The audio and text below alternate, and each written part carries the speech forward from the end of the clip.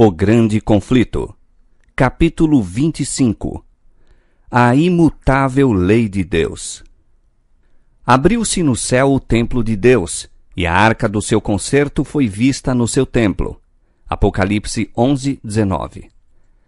A arca do concerto de Deus está no Santo dos Santos, ou lugar santíssimo, que é o segundo compartimento do santuário. No ministério do tabernáculo terrestre, que servia como exemplar e sombra das coisas celestiais, este compartimento se abria somente no grande dia da expiação para a purificação do santuário. Portanto, o anúncio de que o templo de Deus se abrira no céu e de que fora vista a arca de seu concerto indica a abertura do lugar santíssimo do santuário celestial em 1844, ao entrar Cristo ali para efetuar a obra finalizadora da expiação. Os que pela fé seguiram seu sumo sacerdote, ao iniciar ele o ministério no lugar santíssimo, contemplaram a arca de seu concerto. Como houvessem estudado o assunto do santuário, chegaram a compreender a mudança operada no ministério do Salvador e viram que ele agora oficiava diante da arca de Deus, pleiteando com seu sangue em favor dos pecadores. A arca do tabernáculo terrestre continha as 2 tábuas de pedra, sobre as quais se achavam inscritos os preceitos da lei de Deus.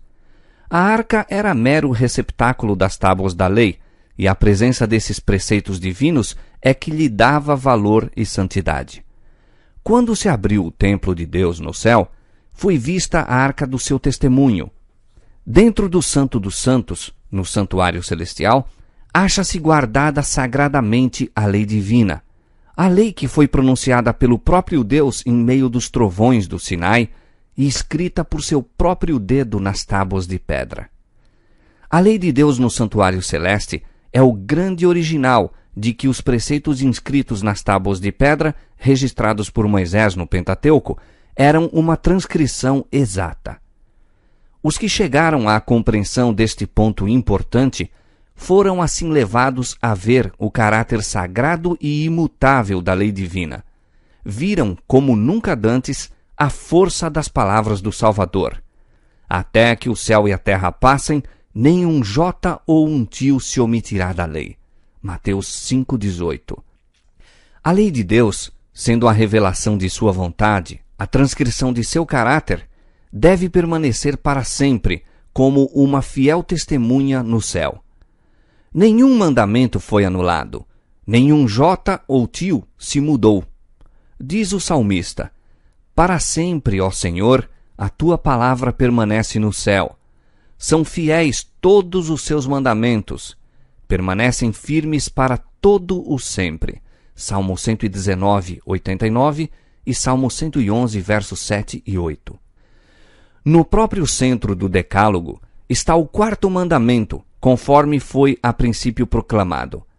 Lembra-te do dia do sábado para o santificar. 6 dias trabalharás e farás toda a tua obra, mas o 7º dia é o sábado do Senhor teu Deus.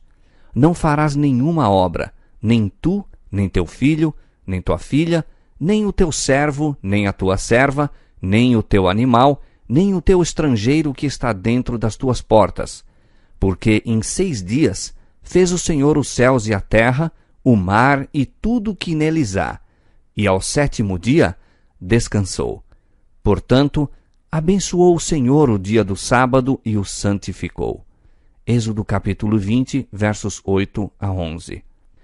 O Espírito de Deus tocou o coração dos que estudavam a sua palavra.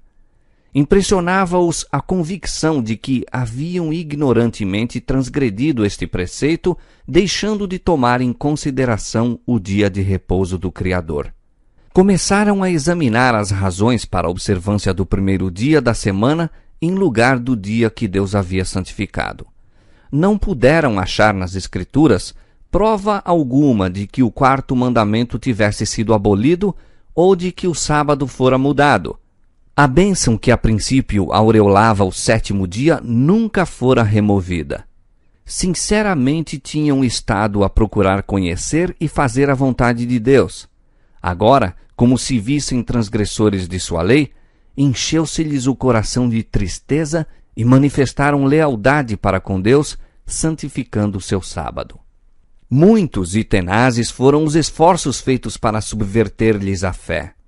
Ninguém poderia deixar de ver que, se o santuário terrestre era uma figura ou modelo do celestial, a lei depositada na arca, na terra, era uma transcrição exata da lei na arca, que está no céu, e que a aceitação da verdade concernente ao santuário celeste envolvia o reconhecimento dos requisitos da lei de Deus e da obrigatoriedade do sábado, do quarto mandamento. Aí estava o segredo da oposição atroz e decidida à exposição harmoniosa das Escrituras, que revelavam o mistério de Cristo no santuário celestial.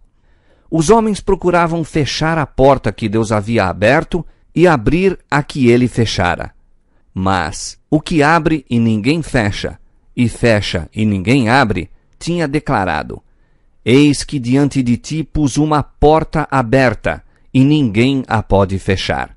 Apocalipse capítulo 3, versos 7 e 8. Cristo abrira a porta, ou o ministério, do lugar santíssimo. Resplandecia a luz por aquela porta aberta do santuário celestial, e demonstrou-se estar o quarto mandamento incluído na lei que ali se acha encerrada. O que Deus estabeleceu, ninguém pode derribar.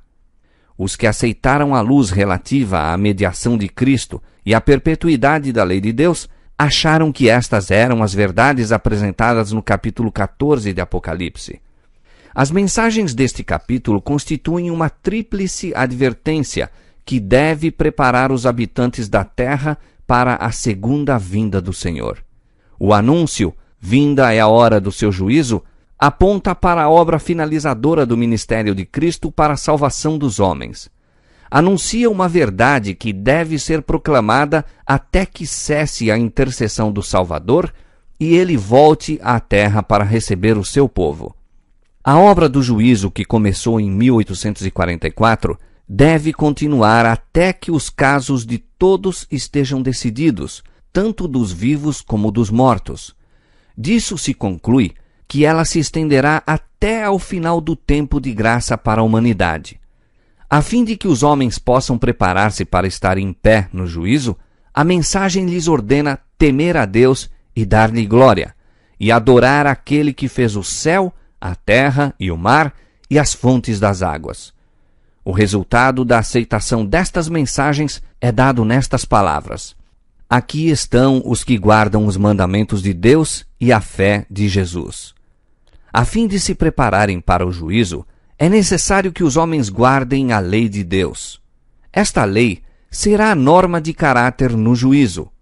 Declara o apóstolo Paulo: Todos os que sob a lei pecaram, pela lei serão julgados, no dia em que Deus há de julgar os segredos dos homens por Jesus Cristo. E ele diz que os que praticam a lei hão de ser justificados. Romanos capítulo 2, versos 12 a 16. A fé é essencial a fim de guardar-se a lei de Deus, pois, sem fé, é impossível agradar-lhe, e tudo o que não é de fé é pecado. Hebreus 11, 6, Romanos 14, 23.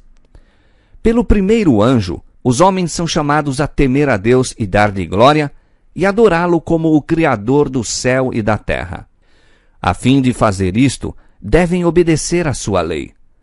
Diz Salomão: Teme a Deus e guarda os seus mandamentos, porque este é o dever de todo homem. Eclesiastes 12, 13. Sem a obediência a seus mandamentos, nenhum culto pode ser agradável a Deus. Este é o amor de Deus, que guardemos os seus mandamentos. O que desvia os seus ouvidos de ouvir a lei, até a sua oração será abominável. 1 João 5, 3 e Provérbios 28, 9. O dever de adorar a Deus se baseia no fato de que Ele é o Criador e que a Ele todos os outros seres devem a existência. E onde quer que se apresente na Bíblia seu direito à reverência e adoração acima dos deuses dos pagãos, enumeram-se as provas de seu poder criador. Todos os deuses dos povos são coisas vãs, mas o Senhor fez os céus. Salmo 96, verso 5. A quem, pois, me farei semelhante para que lhe seja semelhante? Diz o santo. Levantai ao alto os vossos olhos e vede quem criou estas coisas. Assim diz o Senhor que tem criado os céus, o Deus que formou a terra e a fez. Eu sou o Senhor, e não há outro. Isaías 40, versos 25 e 26 e 45, verso 18. Diz o salmista: Sabei que o Senhor é Deus. Foi Ele e não nós que nos fez povo seu. Ó, vinde, adoremos e prostremo-nos. Ajoelhemo-nos diante do Senhor que nos criou. Salmo 100, verso 3, Salmo 95, verso 6. E os seres santos que adoram a Deus nos céus declaram porque lhe é devida sua homenagem. Digno és, Senhor, de receber glória e honra e poder, porque tu criaste todas as coisas. Apocalipse 4, 11. No capítulo 14 de Apocalipse, os homens são convidados a adorar o Criador. E a profecia revela uma classe de pessoas que, como resultado da tríplice mensagem, observam os mandamentos de Deus. Um desses mandamentos aponta diretamente para Deus como sendo o Criador. O quarto preceito declara: O sétimo dia é o sábado do Senhor teu Deus, porque em 6 dias fez o Senhor os céus e a terra, o mar e tudo o que neles há, e ao sétimo dia descansou. Portanto, abençoou o Senhor o dia do sábado e o santificou. Êxodo capítulo 20, versos 10 e 11. Acerca do sábado, diz mais o Senhor ser ele um sinal, para que saibais que eu sou o Senhor vosso Deus. Ezequiel capítulo 20, verso 20. E a razão apresentada é: porque em 6 dias fez o Senhor os céus e a terra, e ao sétimo dia descansou e restaurou-se. Êxodo capítulo 31, verso 17. A importância do sábado como memória da criação consiste em conservar sempre presente o verdadeiro motivo de se render culto a Deus, porque Ele é o Criador e nós as suas criaturas. O sábado, portanto, está no fundamento mesmo do culto divino, pois ensina esta grande verdade da maneira mais impressionante e nenhuma outra instituição faz isso. O verdadeiro fundamento para o culto divino não meramente o daquele que se realiza no sétimo dia, mas de todo o culto, encontra-se na distinção entre o Criador e suas criaturas. Este fato capital jamais poderá tornar-se obsoleto e jamais deverá ser esquecido. Foi para conservar esta verdade sempre perante o espírito dos homens que Deus instituiu o sábado no Éden. E enquanto o fato de que Ele é nosso Criador continuar a ser razão porque o devamos adorar, permanecerá o sábado como sinal e memória disto. Tivesse sido o sábado universalmente guardado, os pensamentos e afeições dos homens teriam sido dirigidos ao Criador como objeto de reverência e culto, jamais tendo havido idólatra, ateu ou incrédulo. A guarda do sábado é um sinal de lealdade para com o verdadeiro Deus, aquele que fez o céu e a terra e o mar e as fontes das águas. Segue-se que a mensagem que ordena aos homens adorar a Deus e guardar seus mandamentos apelará especialmente para que observemos o quarto mandamento. Em contraste com os que guardam os mandamentos de Deus e têm a fé de Jesus, o terceiro anjo indica outra classe, contra a cujos erros profere solene e terrível advertência. Se alguém adorar a besta e a sua imagem, e receber o sinal na sua testa ou na sua mão, também o tal beberá do vinho da ira de Deus. Apocalipse 14, versos 9 e 10. Para a compreensão desta mensagem, é necessária uma interpretação correta dos símbolos empregados. Que se representa pela besta, pela imagem e pelo sinal? A cadeia de profecias na qual se encontram estes símbolos começa no capítulo 12 de Apocalipse, com o dragão que procurava destruir Cristo em seu nascimento. Declara-se que o dragão é Satanás, Apocalipse 12, verso 9. Foi ele que atuou sobre Herodes, a fim de matar o Salvador. Mas o principal agente de Satanás, ao fazer guerra contra Cristo e seu povo, durante os primeiros séculos da era cristã, foi o Império Romano, no qual o paganismo era a religião dominante. Assim, conquanto o dragão represente primeiramente Satanás, é em sentido secundário símbolo de Roma pagã. No capítulo 13, nos versos 1 a 10, descreve-se a besta semelhante ao leopardo, a qual o dragão deu o seu poder, o seu trono e grande poderio. Este símbolo, como a maioria dos protestantes tem crido, representa o papado, que se sucedeu no poder, trono e poderio, uma vez mantidos pelo antigo Império Romano. Declara-se quanto à besta semelhante ao leopardo. Foi-lhe dada uma boca para proferir grandes coisas e blasfêmias, e abriu a sua boca em blasfêmias contra Deus, para blasfemar do seu nome e do seu tabernáculo e dos que habitam no céu. E foi-lhe permitido fazer guerra aos santos e vencê-los, e deu-se-lhe poder sobre toda a tribo e língua e nação. Esta profecia, que é quase idêntica à descrição da ponta pequena de Daniel capítulo 7, refere-se inquestionavelmente ao papado. Deu-se-lhe poder para continuar por 42 meses. E diz o profeta: vi uma de suas cabeças como ferida de morte. E mais, se alguém leva em cativeiro irá. Se alguém matar a espada, necessário é que a espada seja morto. Os 42 meses são o mesmo que tempo, tempos e metade de um tempo, 3 anos e meio, ou 1260 dias, de Daniel capítulo 7, tempo durante o qual o poder papal deveria oprimir o povo de Deus. Este período, conforme se declara nos capítulos precedentes, começou com a supremacia do papado, no ano 538 de nossa era, e terminou em 1798. Nessa ocasião, o Papa foi aprisionado pelo exército francês e o poder papal recebeu a chaga mortal, cumprindo-se a predição: se alguém leva em cativeiro irá. Neste ponto é introduzido outro símbolo. Diz o profeta: vi subir da terra outra besta, e tinha 2 chifres semelhantes aos de um cordeiro. Apocalipse 13, 11. Tanto a aparência desta besta como a maneira por que surgiu indicam que a nação por ela representada é dessemelhante das que são mostradas sob os símbolos precedentes.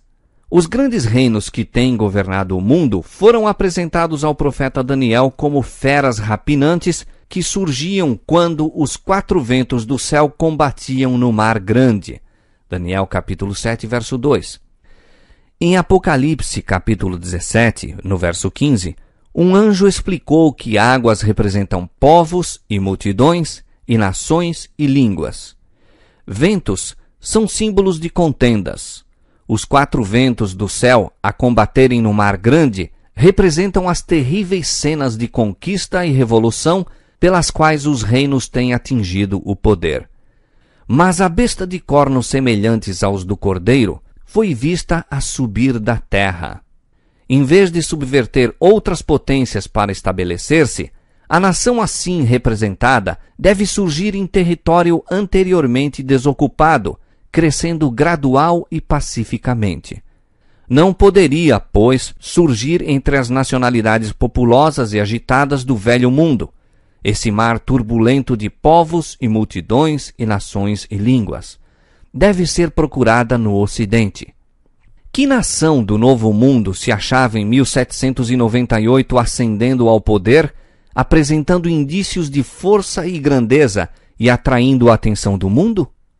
A aplicação do símbolo não admite dúvidas. Uma nação, e apenas uma, satisfaz as especificações desta profecia. Esta aponta insofismavelmente para os Estados Unidos da América do Norte. Reiteradas vezes, ao descreverem a origem e o crescimento desta nação, oradores e escritores têm emitido inconscientemente o mesmo pensamento e quase que empregado as mesmas palavras do escritor sagrado. A besta foi vista a subir da terra. E segundo os tradutores, a palavra aqui traduzida subir significa literalmente crescer ou brotar como uma planta. E, como vimos, a nação deveria surgir em território previamente desocupado. Escritor preeminente descrevendo a origem dos Estados Unidos fala do mistério de sua procedência do nada.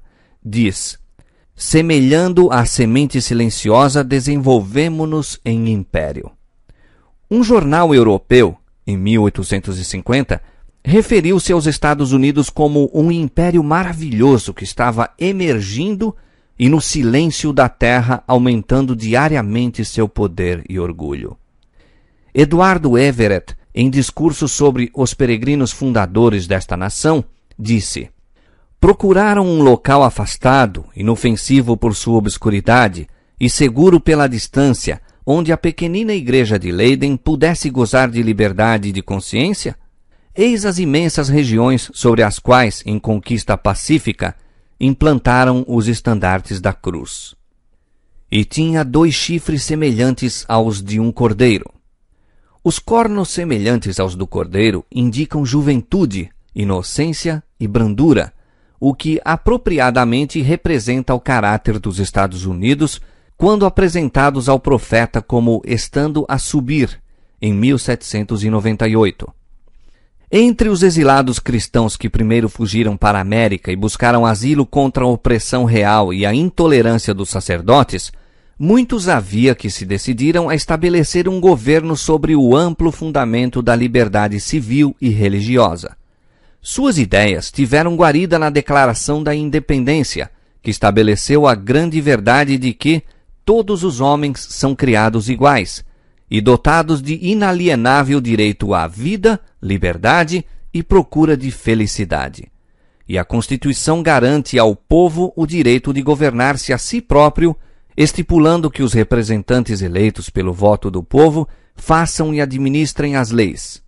Foi também conhecida a liberdade de fé religiosa, sendo permitido a todo homem adorar a Deus segundo os ditames de sua consciência. Republicanismo e protestantismo tornaram-se os princípios fundamentais da nação.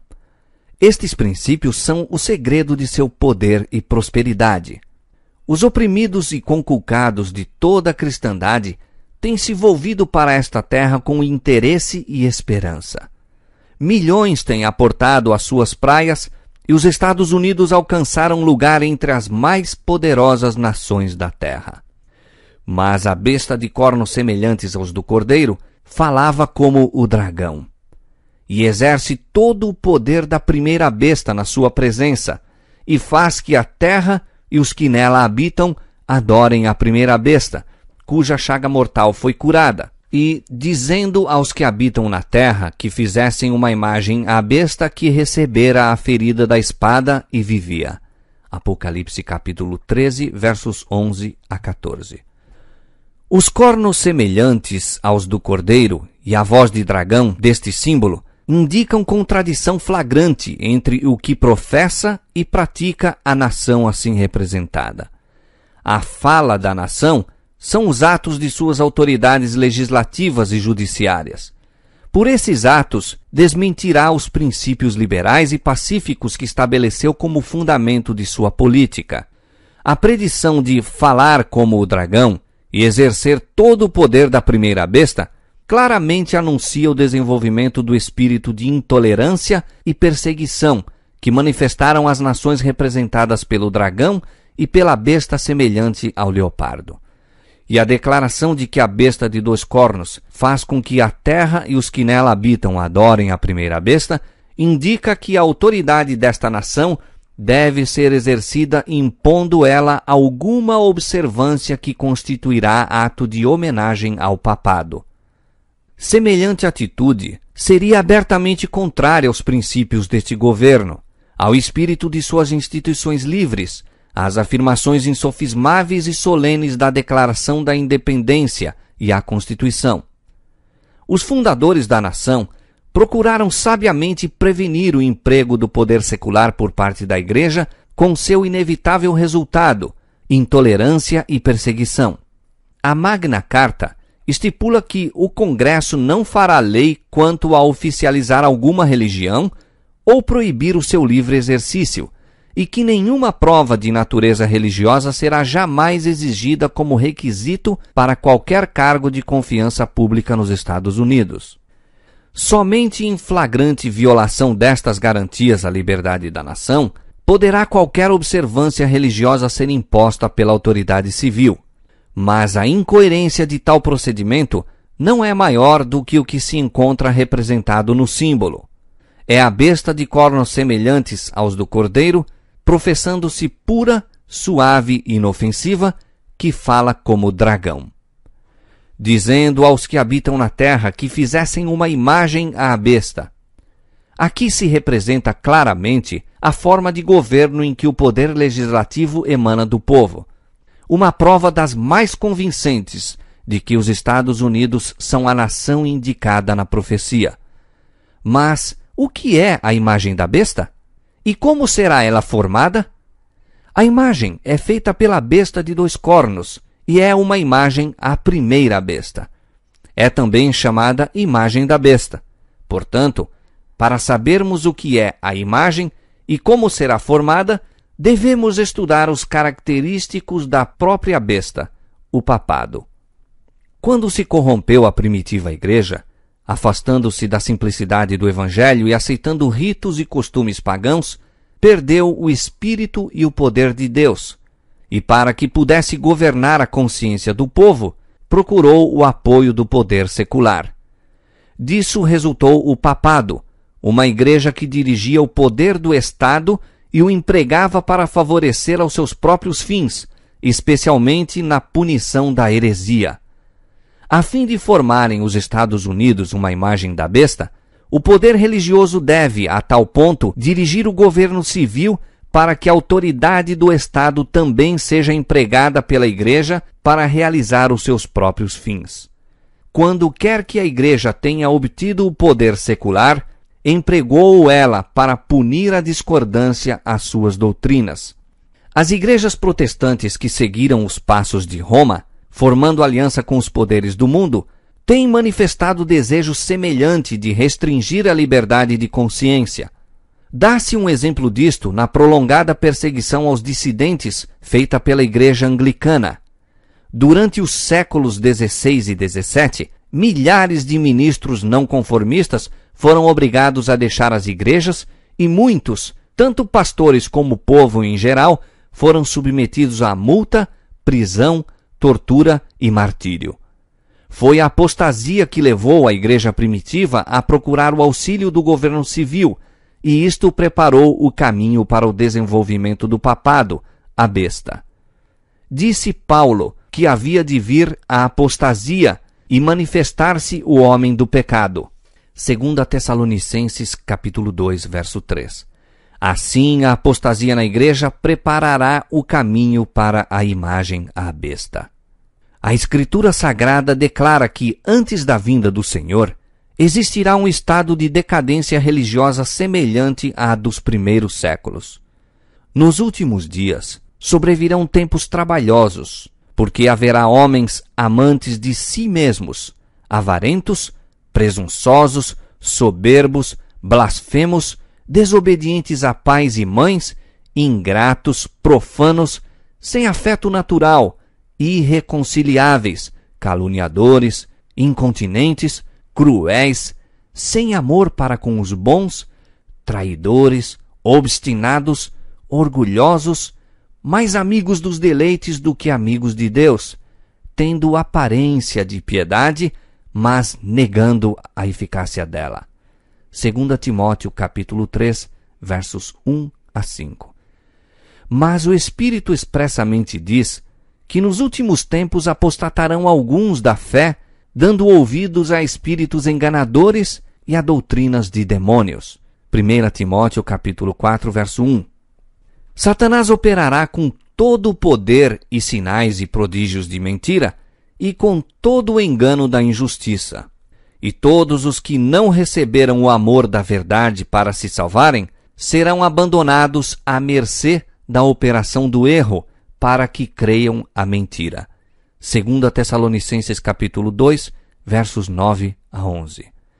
Quando for atingido tal estado de impiedade, ver-se-ão os mesmos resultados que nos primeiros séculos. A vasta diversidade de crenças nas igrejas protestantes é por muitos considerada como prova decisiva de que jamais se poderá fazer esforço algum para se conseguir uma uniformidade obrigatória. Há anos, porém, que nas igrejas protestantes se vem manifestando poderoso e crescente sentimento em favor de uma união baseada em pontos comuns de doutrinas. Para conseguir tal união, deve-se necessariamente evitar toda discussão de assuntos em que não estejam todos de acordo, independentemente de sua importância do ponto de vista bíblico.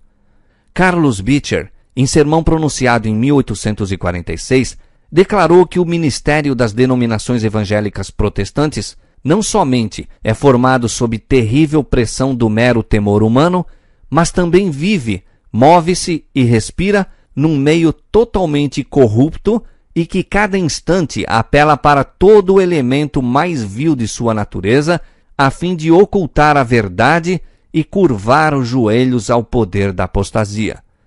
Não foi desta maneira que as coisas se passaram com Roma? Não estamos nós desandando pelo mesmo caminho? E que vemos precisamente diante de nós? Outro concílio geral, uma convenção mundial, aliança evangélica e credo universal. Quando, pois, se conseguir isto nos esforços para se obter completa uniformidade, apenas um passo haverá para que se recorra à força. Quando as principais igrejas dos Estados Unidos, ligando-se em pontos de doutrinas que lhes são comuns, influenciarem o Estado para que imponha seus decretos e lhes apoie as instituições, a América protestante terá então formado uma imagem da hierarquia romana, e a inflição de penas civis aos dissidentes será o resultado inevitável.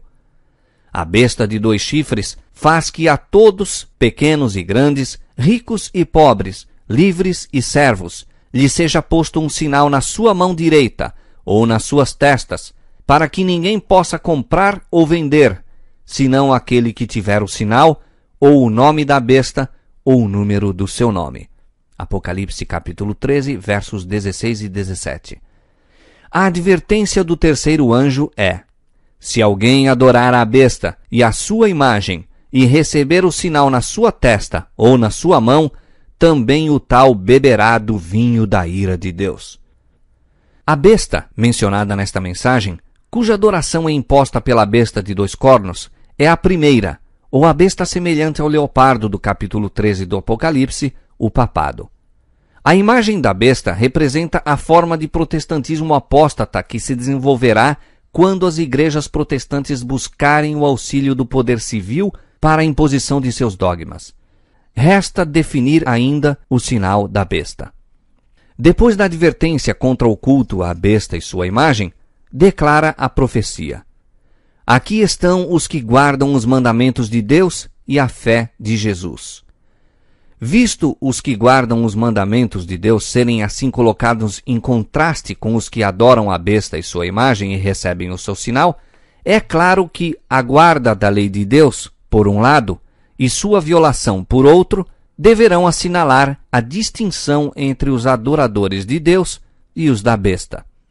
O característico especial da besta, e portanto de sua imagem, é a violação dos mandamentos de Deus. Diz Daniel a respeito da ponta pequena, o papado: cuidará em mudar os tempos e a lei. Daniel 7:25. E Paulo intitulou o mesmo poder, o homem do pecado, que deveria exaltar-se acima de Deus. Uma profecia é o complemento da outra. Unicamente mudando a lei de Deus, poderia o papado exaltar-se acima de Deus.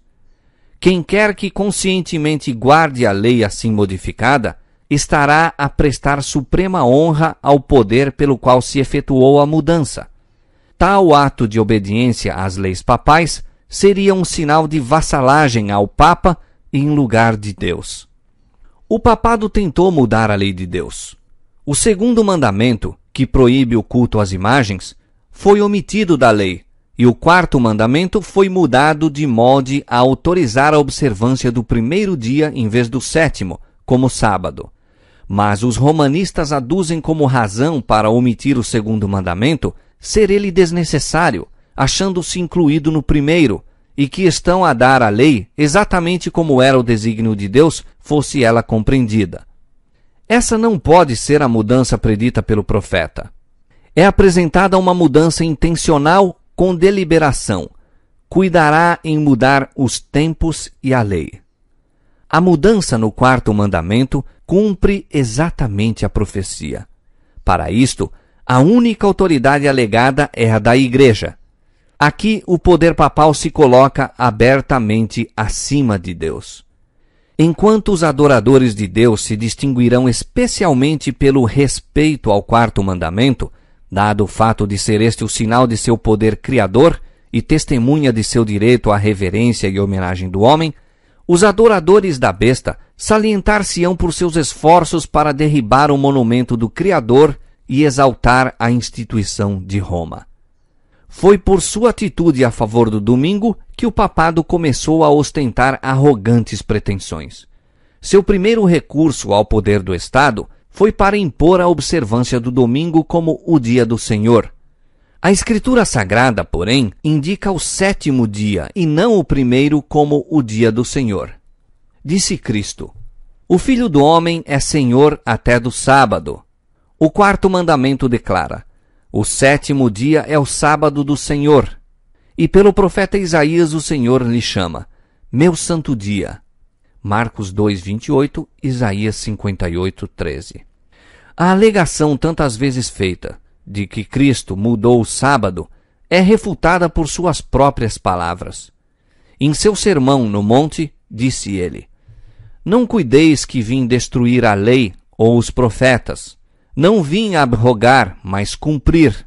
Porque em verdade vos digo que até que o céu e a terra se passem, nem um jota ou um tio se omitirá da lei, sem que tudo seja cumprido.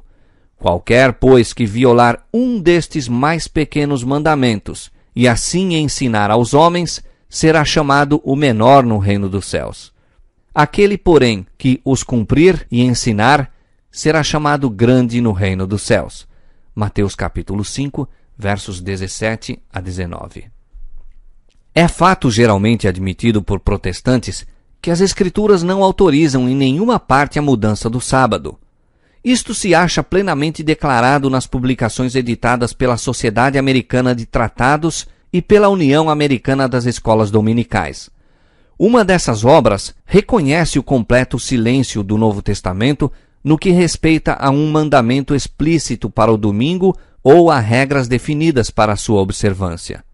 Outra diz: "Até ao tempo da morte de Cristo, nenhuma mudança havia sido feita no dia. E, pelo que se depreende do relato sagrado, eles, os apóstolos, não deram nenhum mandamento explícito ordenando o abono de repouso do sétimo dia e sua observância no primeiro dia da semana." Os católicos romanos reconhecem que a mudança do sábado foi feita pela sua igreja e declaram que os protestantes, observando o domingo, estão reconhecendo o poder desta. No Catecismo Católico da Religião Cristã, em resposta a uma pergunta sobre o dia a ser observado em obediência ao quarto mandamento, faz-se esta declaração: "Enquanto vigorou a antiga lei, o sábado era o dia santificado, mas a Igreja, instruída por Jesus Cristo e dirigida pelo Espírito de Deus, substituiu o sábado pelo domingo. Assim, santificamos agora o primeiro dia e não o sétimo. Domingo quer dizer, e agora é, dia do Senhor." Como sinal da autoridade da Igreja Católica, os escritos romanistas citam o próprio ato da mudança do sábado para o domingo, que os protestantes admitem, porque, guardando o domingo, reconhecem o poder da Igreja para ordenar dias santos e impor sua observância sob pena de incorrer em pecado. Que é, pois, a mudança do sábado, senão o sinal da autoridade da Igreja de Roma, ou o sinal da besta?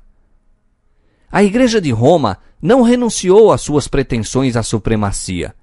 E se o mundo e as igrejas protestantes aceitam um dia de repouso de sua criação, ao mesmo tempo em que rejeitam o sábado bíblico, acatam virtualmente estas pretensões. Podem alegar a autoridade da tradição e dos pais da igreja para a mudança, mas assim fazendo, ignoram o próprio princípio que os separa de Roma, de que a Bíblia, e a Bíblia só, é a religião dos protestantes. Os romanistas podem ver que estão enganando a si mesmos, fechando voluntariamente os olhos para os fatos em relação ao caso. À medida que ganha terreno o movimento em favor do repouso dominical obrigatório, eles se regozijam, na certeza de que, por fim, todo o mundo protestante será reunido sob a bandeira de Roma. Os romanistas declaram que a observância do domingo pelos protestantes é uma homenagem que prestam, malgrado seu, à autoridade da Igreja Católica.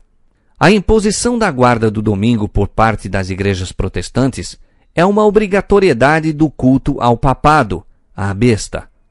Os que, compreendendo as exigências do quarto mandamento, preferem observar o sábado espúrio em lugar do verdadeiro, estão desta maneira a prestar homenagem ao poder pelo qual somente é ele ordenado. Mas no próprio ato de impor um dever religioso por meio do poder secular, formariam as igrejas mesmas uma imagem à besta. Daí a obrigatoriedade da guarda do domingo nos Estados Unidos equivaler a impor a adoração à besta e à sua imagem. Mas os cristãos das gerações passadas observavam o domingo supondo que, em assim fazendo, estavam a guardar o sábado bíblico.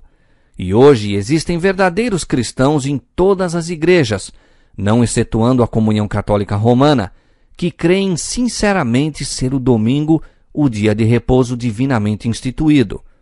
Deus aceita a sinceridade de propósito de tais pessoas e sua integridade. Quando, porém, a observância do domingo for imposta por lei e o mundo for esclarecido relativamente à obrigação do verdadeiro sábado, quem, então, transgredir o mandamento de Deus para obedecer a um preceito que não tem maior autoridade que a de Roma, honrará desta maneira ao papado mais do que a Deus. Prestará homenagem a Roma e ao poder que impõe a instituição que Roma ordenou. Adorará a besta e a sua imagem. Ao rejeitarem os homens a instituição que Deus declarou ser o sinal de sua autoridade e honrarem em seu lugar a que Roma escolheu como sinal de sua supremacia, aceitarão, de fato, o sinal de fidelidade para com Roma, o sinal da besta. E somente depois que esta situação esteja assim plenamente exposta perante o povo, e este seja levado a optar entre os mandamentos de Deus e os dos homens, é que então aqueles que continuam a transgredir hão de receber o sinal da besta. A mais terrível ameaça que já foi dirigida aos mortais acha-se contida na mensagem do terceiro anjo. Deverá ser um terrível pecado que acarretará a ira de Deus sem mistura de misericórdia. Os homens não devem ser deixados em trevas quanto a este importante assunto. A advertência contra tal pecado deve ser dada ao mundo antes da visitação dos juízos de Deus, a fim de que todos possam saber por que esses juízos são infligidos e tenham oportunidade de escapar. A profecia declara que o primeiro anjo faria o anúncio a toda a nação e tribo e língua e povo. A advertência do terceiro anjo, que faz parte da mesma tríplice mensagem, deve ser não menos difundida. É apresentada na profecia como sendo proclamada com grande voz por um anjo voando pelo meio do céu e se imporá à atenção do mundo. No desfecho desta controvérsia, toda a cristandade estará dividida em duas grandes classes: os que guardam os mandamentos de Deus e a fé de Jesus, e os que adoram a besta e sua imagem e recebem o seu sinal. Se bem que a Igreja e o Estado reúnam o seu poder a fim de obrigar a todos, pequenos e grandes, ricos e pobres, livres e servos, a receberem o sinal da besta, o povo de Deus, no entanto, não o receberá. O profeta de Patmos contempla os que saíram vitoriosos da besta e da sua imagem, e do seu sinal e do número do seu nome, que estavam junto ao mar de vidro e tinham as harpas de Deus, e cantavam o cântico de Moisés e o cântico do Cordeiro. Apocalipse capítulo 15, versos 2 e 3. E o cântico do Cordeiro. Apocalipse capítulo 15, versos 2 e 3.